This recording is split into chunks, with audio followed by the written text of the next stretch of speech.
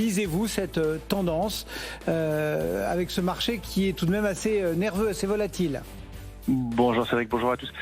Oui, beaucoup de spéculation à la manœuvre, pas énormément d'initiatives à mon avis, et ce tant qu'on n'y verra pas plus clair dans un marché qui est évidemment toujours soumis aux éléments géopolitiques et puis aux éléments liés aux matières premières qui font des records dans tous les sens.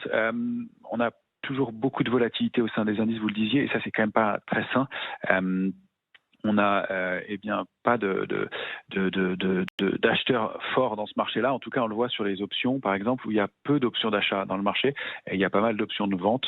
Par exemple, ça c'est un critère important. Donc, les portefeuilles sont relativement couverts, mais les initiatives sont très faibles. Alors, même si le marché rebondit, c'est plutôt sur fond de spéculation.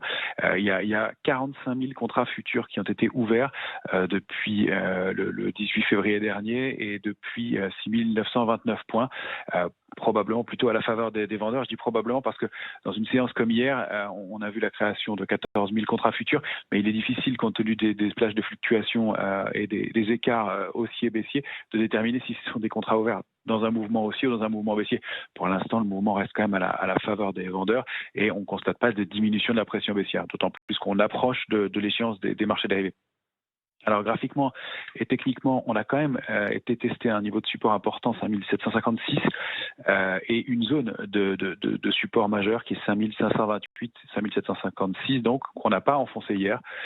On établit depuis un petit trading range un peu plus haut qui est situé entre 5852 et 6073 et on tente de s'installer au-dessus de 6073.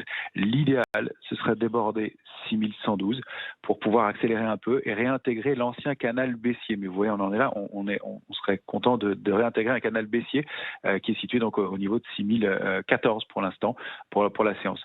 Si on arrive à se réinstaller au-dessus donc de 6072, 6112, on peut accélérer. Donc il y a 6188 au-dessus et puis une zone 6260, 6308 qui pourraient être des cibles maximales d'une extension. Ce sont des mouvements qui sont importants dont je parle, mais compte tenu des amplitudes qu'on connaît en ce moment, c'est relativement important. Alors le mouvement reste quand même vendeur, il reste dangereux. On a connu 2 grosses séances de baisse qu'on pourrait qualifier de sell-off en Europe.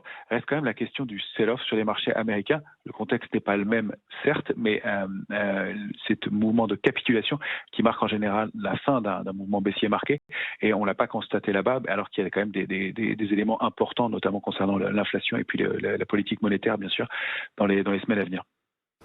Voilà la lecture proposée par